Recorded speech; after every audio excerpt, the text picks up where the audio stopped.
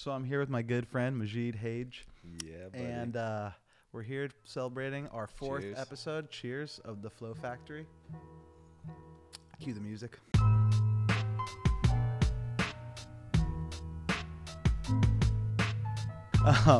So I just wanted to bring another cool person I know in that is definitely influencer and someone that has his own unique style and presence in the jiu-jitsu game. And I just wanted to have him come and talk about how he kind of developed into the person he is today. And I know that Magid comes from a strong lineage of jiu-jitsu practitioners, like his father, right? He started you. Yeah. So something that always interests me about like the family and martial arts is my dad was like one of those guys, OG, old school martial artist that started in like all sorts of kind of like old school traditional martial arts and got us into judo, me and my brother. But it was kind of interesting how I had to make my own identity in the sport, and everyone associated me with my brother and my dad. And I wanted to talk to you a little bit about that to kick things off, about how you were able to kind of have your own identity and kind of not break away from your dad, but you have to do your own thing at some point, you know?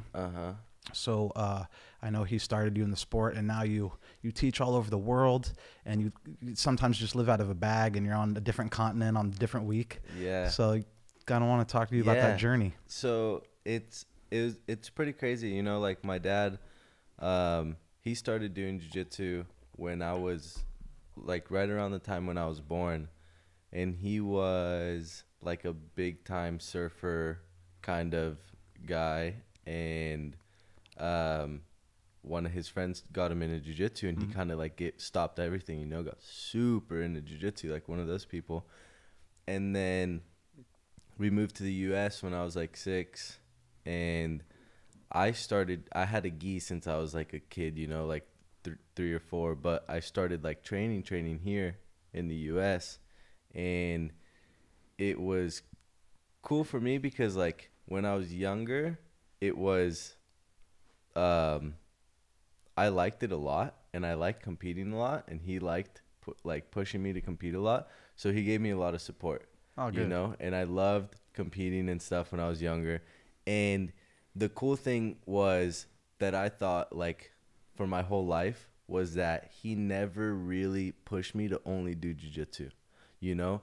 Like he was the type of person that would like take me surfing in middle school and like let me ditch first period before school, you know what I mean, at like 7:00 in the morning, and let me ditch first period, and then like take me to school at second period, and then like take me to the skate park after jiu-jitsu at 8:00 at night, you know what I mean? Like he was still that kind of person, so it never became like he was just kind of obsessed with like making me like a jiu-jitsu champion, you know what I mean? No, totally. And I think that's a pretty good distinction you just made between being a champion and being an all-around, not an athlete, but an active person who's learning not just in a structured school environment. He felt that it's important that, hey, let's go do this other thing, which you're going to learn a whole different world on. It just has nothing to do with mathematics or sitting in a classroom with 40 other kids. And I think that's important to become well-rounded at a young age and see all the different things there are, you know, sports and jiu-jitsu. Competition, was the pressure on winning something your dad tried to instill, or was he more about the journey? Like, hey, win or lose. Man, it's tough, dude, because like I feel like the whole pressure on winning comes from, I feel like you know when you're gonna win.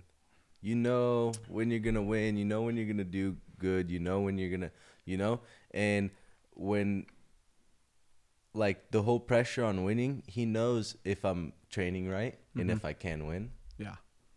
Because I've been there where in the level where I'm like in the top of the top, and I've been in the level where I'm like have a girlfriend and I'm fucking partying for 6 months and sign up for a tournament just because it's my job, you know, and he knows. So I feel like when I was a kid, he kind of knew I should win most of the tournaments because I trained more than most of the other kids, and I was around it more. I had a dad that was a black belt, that was a coach. I helped teach classes all the time. So I was at the gym all the time, you know? Yeah. So I feel like whether or not he put that pressure on me, we kind of put that pressure on each other, you know? He knew I should win. I knew I should win. So like competing when I was younger was I feel like a lot more pressure from both of us because he was always there at every training session. So would you You know. say that growing up, competing on the regular and getting used to that pressure helped you to fuel your high level competitions as an adult? And does he still help in that process, or is it more you're kind of on your own more now and he gave you the tools to go be able to compete and do what you do with or without him? He ever since I kind of like got my driver's license and stuff and started being able to drive, I would go up to the headquarters in the summer and Where's that, in Northridge? in Northridge and in Irvine. So Gracie Baja, he actually, Magid, to give a little context and perspective, he's a high-level jiu-jitsu black belt. His father owns Gracie Baja in Escondido. Yeah. And Gracie Baja has their headquarters in Northridge, which is up in LA. In Irvine. Oh, in Irvine, I'm sorry. Yeah, their Okay. headquarters is in Irvine, and then one of the training camps is in Northridge at Homelo's gym. Yeah, that's the one I was, okay. Yeah, and so I would drive up there in the summer, and it like he would take me there when I was younger, you know, to the headquarters and stuff like that. And when I started getting my license, he paid me to teach at the gym, and he'd pay for my gas to like drive up there, you know. So he always gave me like a lot of support in my training and stuff like that. He's still the only person that I could hear. If like 100 people are coaching, I could pick out his voice no matter what, you know what I mean? So that's cool So that he was able to like give you what you need to go off on your own, and you had that Yeah. independence from a young age of 16. Yeah. So like I kind of understand that, not to bring it back about myself too much, but my dad was like really influential in me and my brother's judo career. And from a young age, we were competing, 10 matches a weekend in 2 divisions.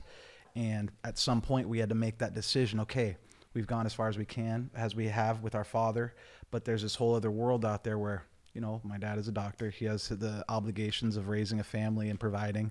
So we have to go somewhere else to get that training. And I just don't know in jiu-jitsu whether it's a similar thing, because jiu-jitsu has a little different culture than judo, where judo is an Olympic sport and there's Olympic training centers. So to go become the best you can be and reach your potential, you kind of have to move. Yeah. Whereas in jiu-jitsu, you see people, with the same gym for their whole life. Yeah, and I feel like now there's like the teams are getting a lot bigger, and every team has their big training camp at their headquarters and and it's starting to get to the point where high level competitors are starting to realize and starting to, like, you can see it from the amount of people that are just moving to California Definitely to do jiu-jitsu. It's like, You know what I especially mean? Southern It's nuts. California is Yeah, like of course. mecca for jiu-jitsu. LA Gracie and Baja San too. There's, Diego, yeah, on every street corner, it's almost like these franchises that have all competing for, I wouldn't say it's a limited amount of people, because I think that jiu-jitsu is still growing. a lot. But I think that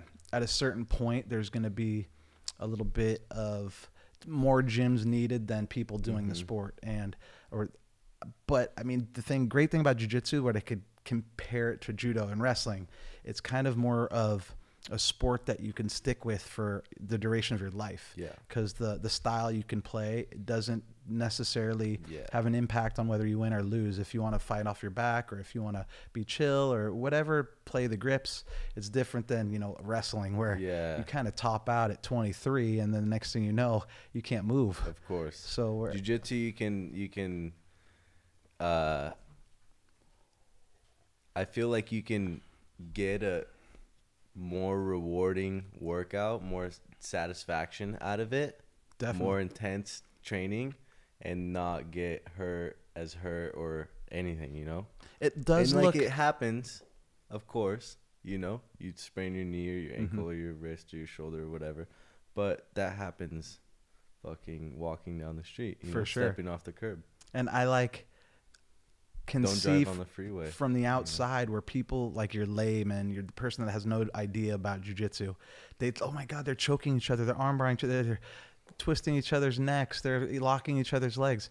But the short duration that I've actually trained jiu-jitsu, rather than judo and wrestling, I feel so much more, I feel safer, for one. Yeah. Like, I'm not going to get injured, and I get out of it what I put in. Where if I want to kind of coast, I could coast. Yeah. Whereas in wrestling, that dude's going to be headbutting me. He's going to be clubbing my head, cross facing me. In judo, I'm going to get thrown in the air on my head, and it's going to be traumatic for sure. So you're always at a 10 in those sports. Whereas jiu-jitsu, I think the more confident and more aware you get, you could kind of take it back a gear or 2 or 3 and rest at a 2 gear rather than a 5. And that's something for me because I'm a little bit more green in,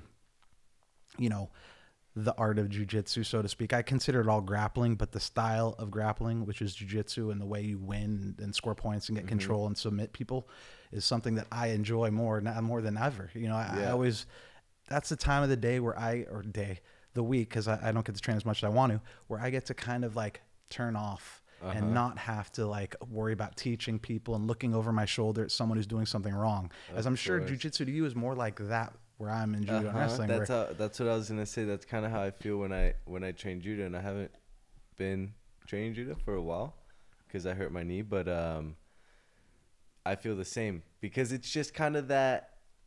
I feel like we're so used to the sport that we do. It kind of always feels maybe like we don't have to pay attention, or like as like weird and like egotistical as that sounds, know.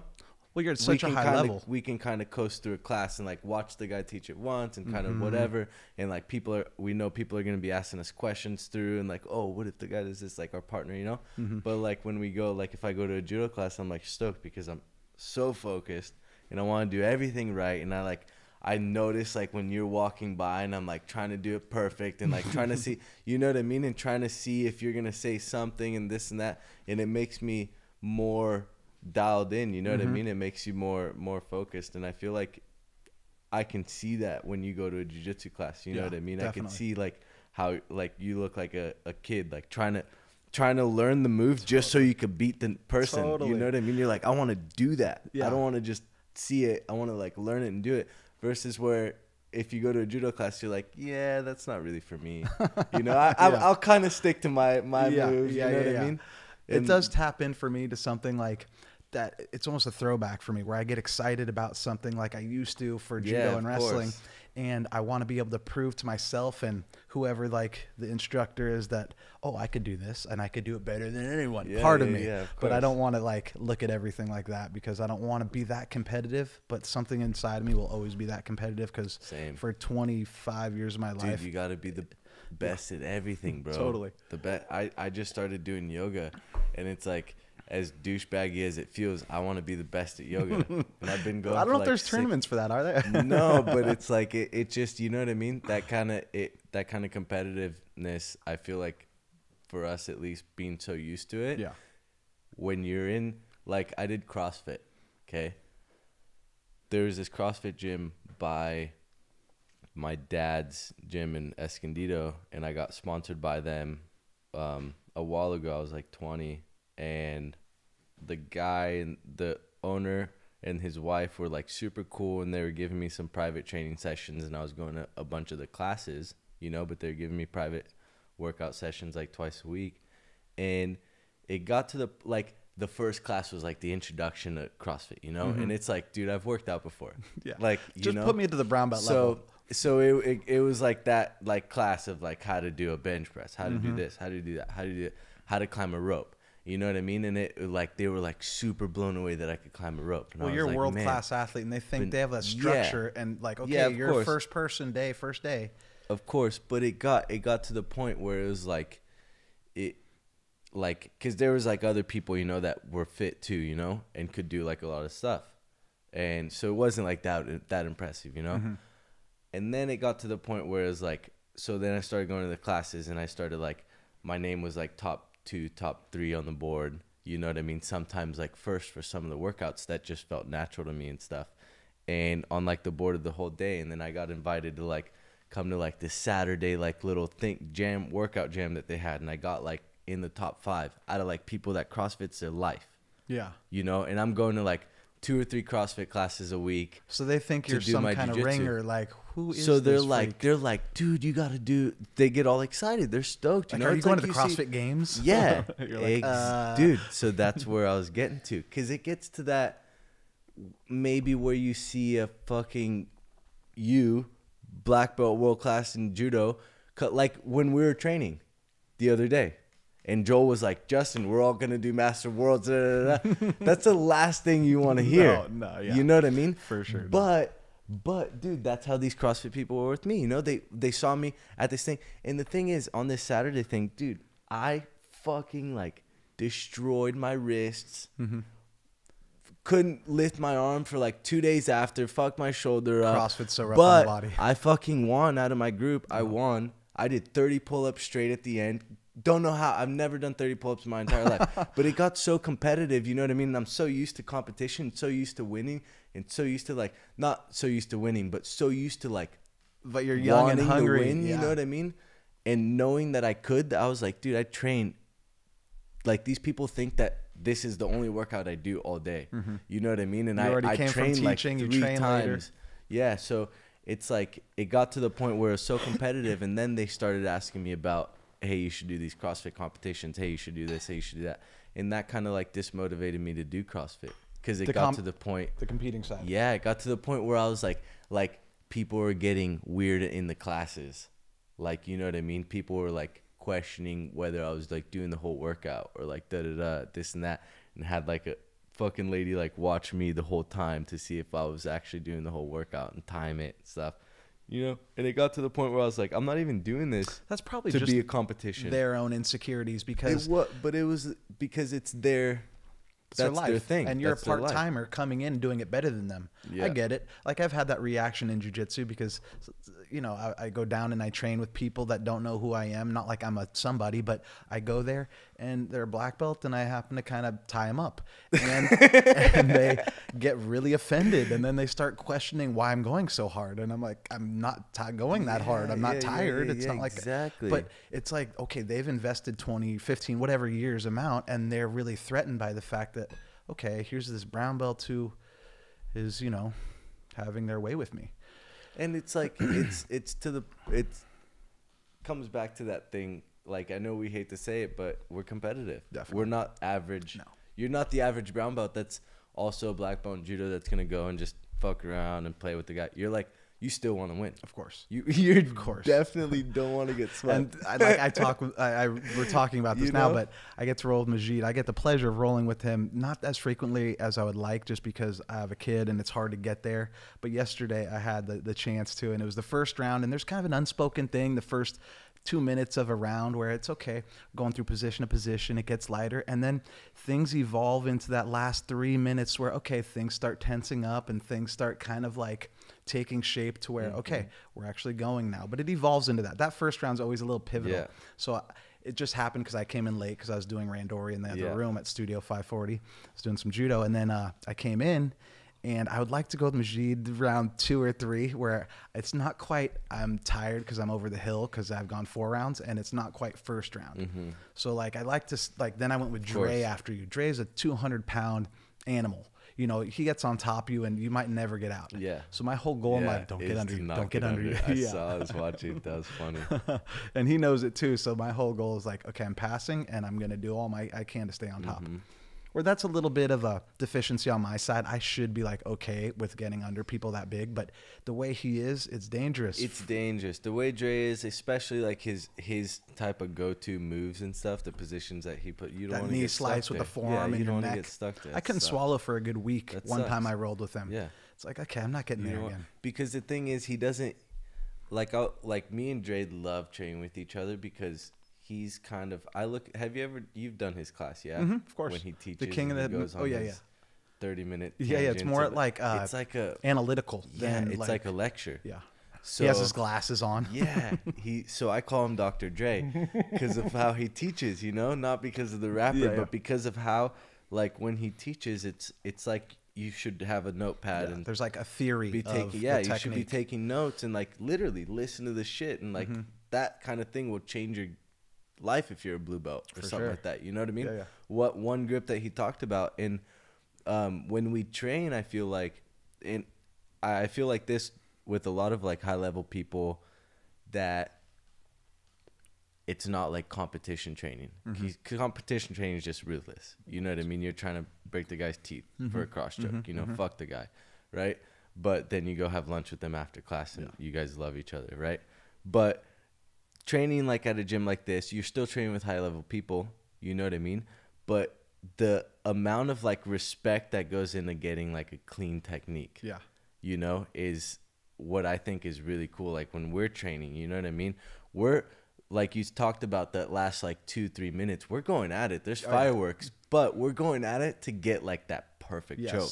I'm not going over the face with the choke. No, we're trying to get like that perfect transition where the armbar lands perfect and boom, everything happens and you're like, wow, you get a round of applause from it. You know what I mean? It's like, I think that's where gratification in me lies more than the fight, where some people go into these combat sports and they love the fight, the adrenaline. I like the clean finish. Where in judo, it's the perfect execution of a flawless technique that feels effortless because the technique is right, rather than, well, I gritted and bared and I got my arms around his neck and I choked his jaw and he tapped. It's like, that doesn't really get me going.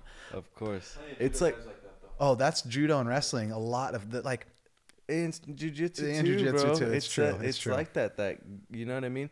And fights get to the point where it's like that and you get caught in that, in the heat of the moment, and that happens, you know what I mean? And that's all cool. I love that too. But having like, when, like, even in that round, you know, when we stood up and we're playing around standing up and I was like shaking you around, you let me do a couple entrances and then I started like walking backwards and you touched my foot and my heels clicked and I like stumbled and was like, wow, yeah. And like Joel started laughing and I was like, yeah, dude, you're the man. You know what I mean? You're still the man. I get it. You know what I mean? I'll sit back down. When I go on my feet during a jiu-jitsu class, there's a different goal for me. It's not like I'm trying to slice through someone like butter with a perfect throw.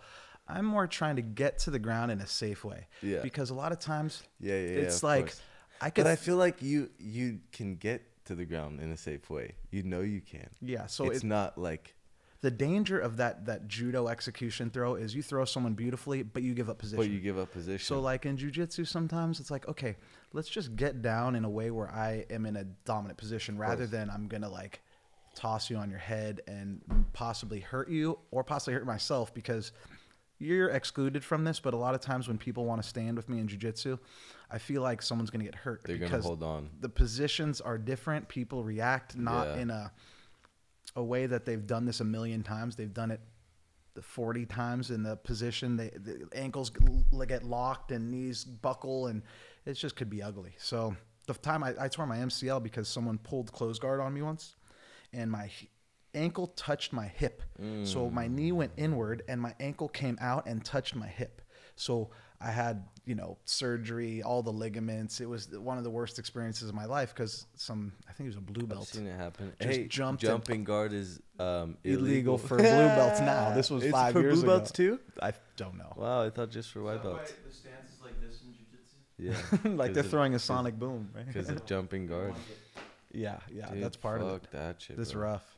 But another thing to like veer off is, following you on social media, knowing that we know a lot of the same people, at least internationally. My godfather, Mario Rubio, he lives in Sayulita, Mexico. He has his own surf spot and owns a kayaking company. And then, Yusuke in Japan, Hayashi. Yusuke. And so, like, not them specifically, but the lifestyle of being able to have a big enough name and to be able to say, hey, I want to go where there's good waves and I want to go teach some jiu-jitsu, make some money, and be able to like see culture, good food, meet new people. That's like something a lot of people don't ever get exposed to because, we live in America. Everything's provided for us. We live in like a safe, nerfed society, at least here in North County, San Diego. So it's very difficult sometimes to see outside of your bubble. Some people have never been to Baja, California. Exactly. And it's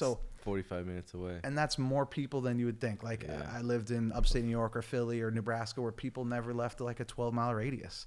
Just think how insulated, even with the internet, you get to see what's out there nowadays. But in my day, people, really didn't know what was in the state below them, or where someone like you has been fortunate enough to be provided with all the, your father was able to teach you jiu-jitsu and give you that springboard to make you who you are today. Man, like honestly, the whole traveling thing, spark and like interest and all of that came from like my like growing up as a kid, I was always influenced like a lot by surfing, you know, and by like the amazing lifestyle that like pro surfers had, you know what I mean? And because like that was like my dad, everything was like surfing and jiu-jitsu, you know, but like surfing was his first like true love and passion, you know.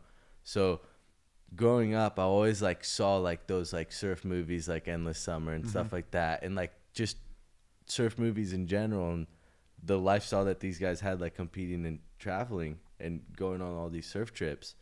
And my dad went to like Bali for his honeymoon when he was 24, you know, and was like the most amazing trip of his life. And I always wanted to do that. And then the whole, and so I went, dude. So I was like a black belt, and I feel like there's a lot of black belts out there, and a lot of people do like teach seminars and stuff like that, but they go more so for like the work purpose. You know what I mean? Boom, boom. You're going for like the experience, the life, the culture. So I went on this trip. This is how it all kind of started. This whole like what I realized. So I went on this trip to Bali, complete surf trip. I was in Brazil with a bunch of friends that were like lifelong friends. I was like 19, you know, with kids that I knew since I was 5, whatever. And with my dad, and we were all having lunch, and these 2 kids were going to Bali at the end of the year. And they were like, dude, you should book a ticket. We're already going. We have the spot. Everything's already booked. Just book your ticket and like go and save up money. And I was like, I'm down. So I booked a ticket, went, and Braulio Estima, you know Braulio? Of course. Braulio Estima found out that I was going, right? From Instagram, from an Instagram post. And he's like, dude, you're going to be in Bali. I'm going to be in Singapore. How long are you in Bali for? Because he surfs. He's like, I've never been. I want to go. And it'd be sick to be there if you're there. And I was like, I'm going to be here these dates. And this was like 2 weeks before my trip. I was like, I'm going to be here from this time to this time. I was there for a while, for like a month, you know? And he's like, oh, sick. 2 weeks later, while I'm in Bali, he messages me. And I was like, this is like my first year as a black belt, maybe, you know? I had taught a few seminars, but still feeling out the whole, like, you know, pro, like, black belt vibe type of thing.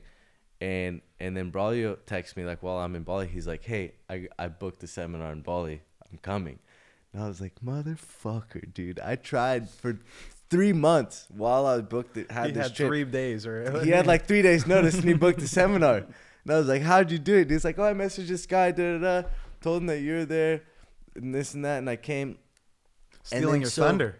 No, so he made it happen, you know? And he came for 10 days, but just to teach a seminar, and then kicked it. And we went on a surf trip to different islands. We had an epic trip.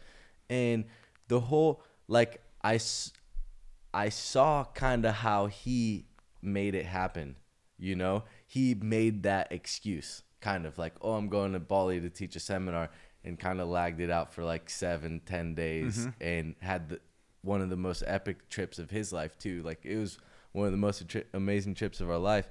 And I kind of saw how he did that, and I was like, dude, I could do this and not just like make money with it, but also get like this amazing experience that I've always dreamed of going on like month-long surf trips, and not even just surf trips, but being able to live somewhere else, you know, being able to live somewhere else for a few weeks or a few months and teach jiu-jitsu and get to know like so many different people. You know what I mean? I think some of those unique experiences abroad, where sometimes no one at the same table speaks the same language. Yeah. And you're forced to step outside of your comfort zone and become more.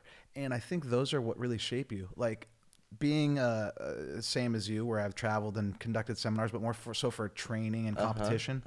I had to do that a lot, where I was stuck in Japan by myself for a month. Man, or I had that experience that, like, it gave me the chills when you said that. I had that experience in Japan with Yusuke, where I was sitting at our house that we were staying at in Kamakura on the beach, mansion, sick house, with one of those little Japanese tables with the feet heaters, you know, sitting there with 3 other Japanese guys, Yusuke and 2 other guys. Sitting on the ground for 2 hours. didn't understand a word they were saying. Yusuke would tell me 3 words every 10 minutes, and I'm like, dude, that's all you got for me? But it was like the funniest conversations, you know. I'm cracking up, they're cracking up. I could kind of tell what they're saying, you know. But it's like that kind of stuff. So that trip kind of sparked this whole interest, you know. And then every year, after this trip, I met the guy from Bali. I made a camp for me and Braulio the next year. That became like this huge thing in Bali. Is it the same gym as Tiffany or a different one? No, different one. Okay. It's Tiffany Van Soest is Synergy. Synergy. Okay, I was referring to Bali MMA. a girl that actually teaches Muay Thai at Studio 540 as well. And it's a Invicta MMA fighter I coach, and she's was the world champion for Glory. Yeah. But anyways. And yeah, so this trip, so every year I started kind of doing this trip where I'd go to Bali and the Southeast Asia part, like Taiwan and Singapore and Australia, Western Australia. And one of the coolest trips that I did that trip for a while, and I'd always spend like a week in every place and like a month in Bali, because that was like the main goal, you know, to go on this surf trip. And then this last year, I extended the Australia trip. I stayed in Australia for 2 months. Yeah. And did a road trip in Australia. I remember when you were doing that. Yeah. And that was one of the most amazing trips in my life, because I met this guy in Mexico who owns a franchise of jiu-jitsu gyms in Australia. Met him at a jiu-jitsu camp. He saw the class that I taught, was super stoked, was like, dude, you got to come teach a seminar at my gyms in Australia. And I told him I wanted to do this road trip because it was like the endless summer. For sure. You're living out like your fantasy from childhood right here. This is the endless summer. And all I need is a surfboard and a gi, bro. So I had, my parents moved out. I had moved out of my house. I had a packed bag and a surfboard. Went to Australia with all these seminars booked. And so I went to Taiwan first for a week, and then I went to Australia with all these seminars booked. And this guy owned this franchise of gyms. He had a van for the gym franchise, you know, like a company van, and he let me borrow it for the whole 2 months for the road trip. And it had like big van open, put a bed in it, you know, had sick, like you could stand up in it. And so I had maybe like, it was like 7 or 8 weeks, and I had maybe like 10 seminars booked throughout. And so I had like time in between, you know, to check out spots that I wanted to. And I ended up going, dude, the whole thing, I slept in the van 2 times the whole time. Never booked a hotel, nothing. Had nothing planned. Just these seminars. And I was like, I'm going to wing it. I got a van, so I have somewhere to sleep.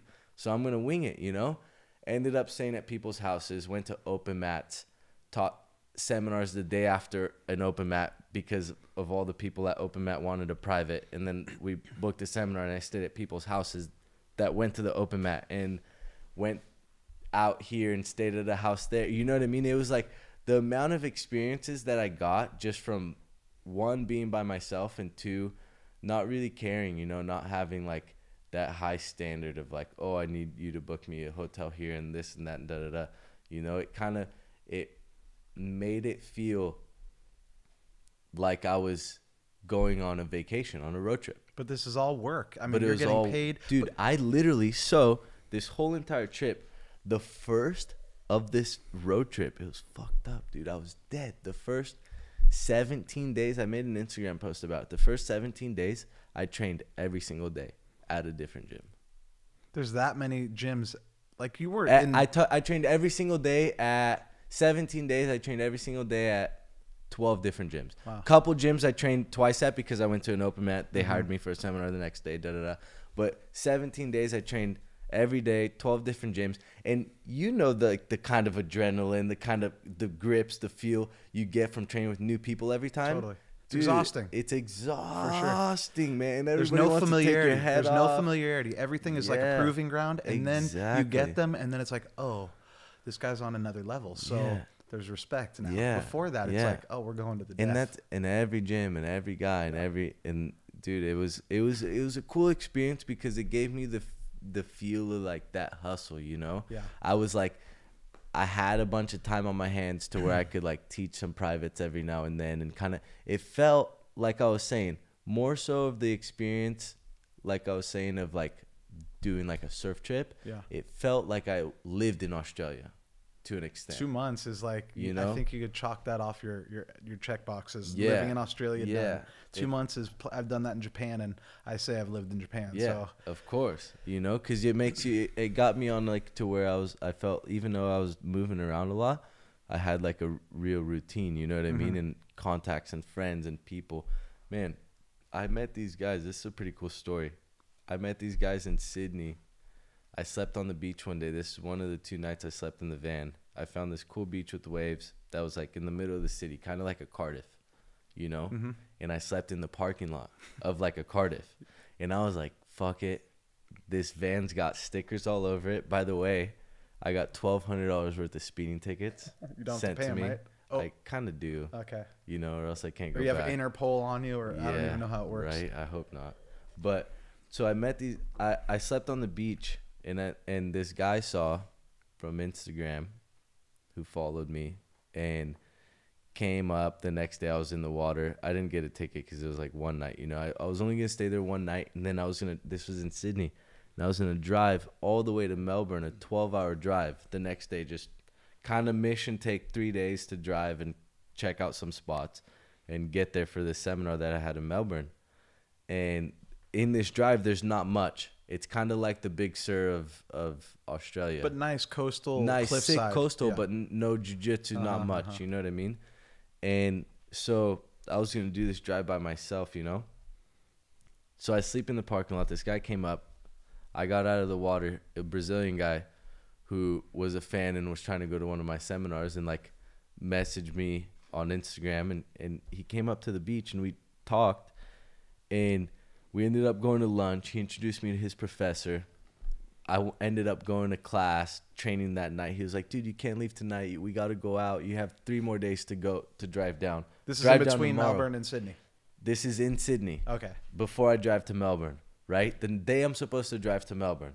And he goes, you can't leave tonight. Leave tomorrow. Like, let's go out tonight. Come train, da-da-da. You're You like, can stay at my "Ruh-roh." place. You know? And I'm like, whatever, cool. He was a really cool guy, you know? Brazilian. And it's kind of cool when you meet, like, a Brazilian guy. You know, if you're Brazilian, that So whole if you vibe. don't know, Magid is from Brazil. Yeah.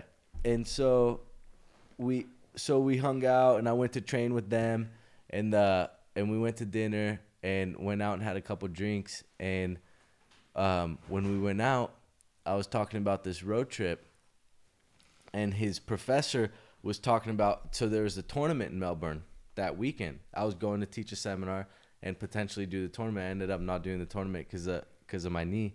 But his professor was going to this tournament, right? And he was looking for a flight, and they're super expensive.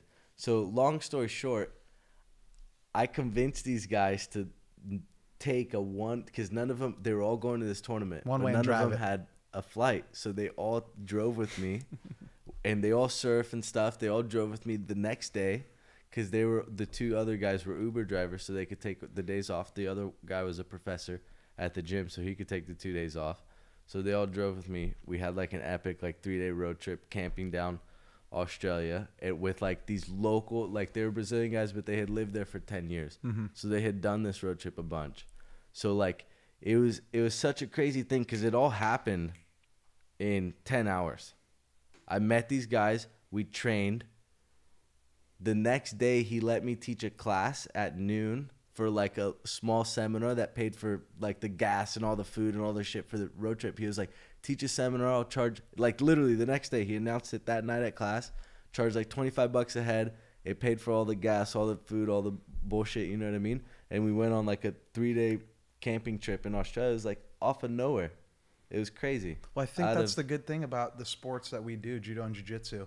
Both of them. They both have a community within a community that, hey, if you do this and you both have these common understandings of like, we try and kill each other, but we're friends off the mat and on the mat. It's not like this battle like where we take the fight off the mat. Yeah. Everyone lives under this community and is willing to share in like, hey, you need a place to stay?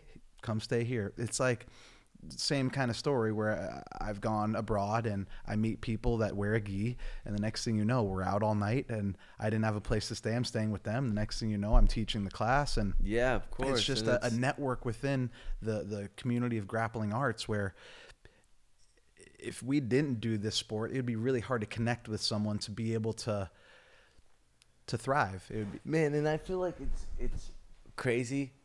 It might be crazy to say, but it's almost like, you know, if the person like does like jiu-jitsu or like judo or wrestling or whatever, like seriously does it, you kind of know they're not a piece of shit. yeah.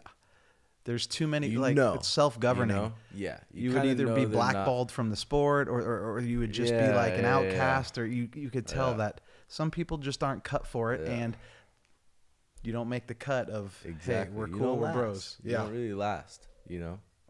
That's cool that you did that big trip. I mean, I was in Melbourne only for a short time. I think we did a seminar at actually the same gym.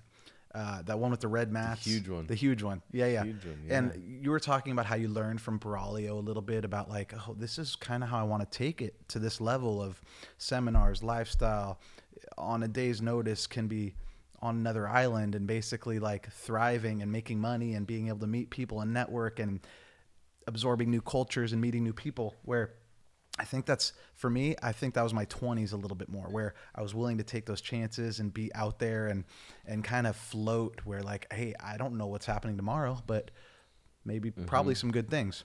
Whereas like I kind of learned, because I was a little bit, I don't want to say shy, but I wasn't as forward and direct with my approach of, hey, I'm going to like try and monetize this thing, where I've done 25 years of investing in myself on the mat, and now I kind of want to cash in because I have to provide for a family. So I was on a lot of trips with Henner and Huron Gracie through Rhonda's fight camp for trips to Australia, Brazil, and around here locally in Southern California. And weeks on end, I was staying with both of them for numerous trips, and I kind of saw the way they operated off the mat and how they conducted themselves as more entrepreneurial and business savvy than, you know, I don't want to call it like, it's not any diss to them, but it was more of like a business than their jujitsu is off the hook though. They know what they're doing, but it was more like, hey, they break things down in a certain way where they monetize every minute they're on the mat. And it made me think like, okay, I'm not a kid anymore. I have to get something back from this. I can't just go out there and thrash on the mat and, okay, since I beat you, I deserve something. No, it's like you have to make your own way in that world and build your name in a different way rather than just someone who's really good on the mat. You have to be able to conduct yourself as a teacher, as someone who people want to listen to and be entertaining simultaneously. Of course. And that's something, it kind of like struck with me. And ever since then, a few years ago, I started to change my tune as far as like, I used to think a little bit more negatively upon that, where people that were selling, I almost thought of them as, not them too, but other people that did similar things as like snake oil salesmen. It's like, you're trying to make money off this thing. It should be just more from a pure place and competition. And I saw the other side of it. And frankly, I kind of enjoy that side now, where it's less trauma on my body, and I'm thinking more as a teacher than like someone who's just in the mix trying to like prove it on the mat in the fight.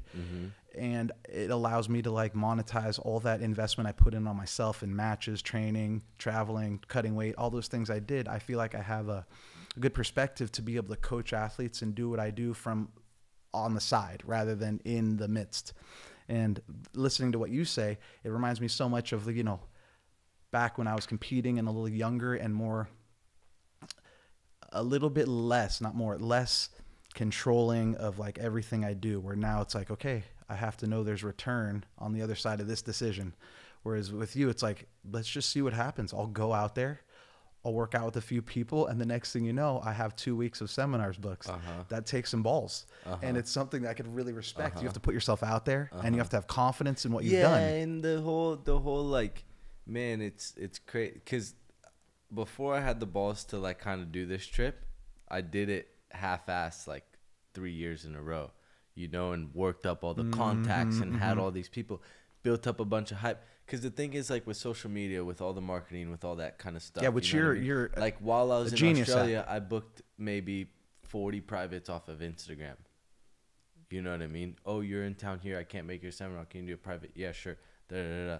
That's a living right there. And it's like it's not like people think it's easy, dude, and it sucks. No. Like I hate that shit, dude. I'm like can't stand it. But you got to do it because it's what gets that stuff. You know what I mean? For sure. But it's just like, it takes time. You know, you sit like, you can go on your settings and look at how much time you literally spend on Instagram. It's scary. No, Done I it feel once you and too. I'll never do it again. Because I really wasn't You know? into the social media side until maybe It's a couple heavy. years ago. And you know what? My wife gives me shit, but I would say half my income comes from Instagram. Yeah. Just like Being able to seminars, just, yeah. privates, art, things Yeah. that I'm creating. I've met some contacts that have changed my life. Yeah. From you would Off never of- know. yeah, A that guy I would from never Iceland know. hit me up yesterday, and he wrote me a book saying how I'm his favorite page. All the techniques I'm showing have really invigorated his zest of getting back onto the mat and being creative on the mat. And it's like, wow, I really just influenced the guy's life without knowing it. And that's something that's like kind of remarkable. Like it makes me feel good about myself. Yeah, it's crazy. I made a DVD when I was my first or second year as a black belt after I choked Clark. I made a DVD with Budo videos on the baseball choke, and man, till this day, dude, it's an app too on the phone. And Give it a plug, dude. It was like the first. It's a baseball choke app. You can search my name, Magid Hage, or baseball choke, and yeah, I think it's like $15 or $10 or something like that. I made it like, man, it's funny. I have like a little afro. I made it like 5 years ago or something like that. It was the 6 years mini ago. dread fro. Yeah, but dude, it's crazy because I think it was one of the first jiu-jitsu like apps on the app market. I remember like you showed it to me a instructional few years apps. ago. And I feel like I was so nervous, and so it was like when all this hype was building, like all these instructional, it was like kind of one of the first, like one of these kinds of instructionals, you know, on an app. I made it really well. I thought about it really well, made it really basic, really easy to understand, and I get messages till this day, dude. It's 5 years ago. I don't even like think about like it anymore, and I get messages on people And probably saying, dude, I got your app, and I got my first submission, or I tapped out my instructor with a baseball choke because nobody does it, or Yeah. I tapped out this guy that was up 8-0 at a tournament on me, and this and that. And it's like crazy to think about how much that affects, you know. And I get those kinds of messages from seminars and stuff like that all the time, and it's nuts how much you affect somebody's life in that way, you know. Being able to teach them. I wanted to ask you, when you were talking about, did you ever like teach when you were younger? I did. So at Sanchi, a judo club in Oceanside, You taught there? I taught. It wasn't like I would run class. I'd run warm-ups and like the warm-up drills, and then a little bit of the technical stuff.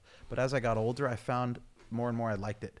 I liked being, it's not a power thing. It's more like I have something inside of me that wants to like help people do things more efficiently. Mm-hmm. It's not like I really like your style of teaching, because I feel like you care.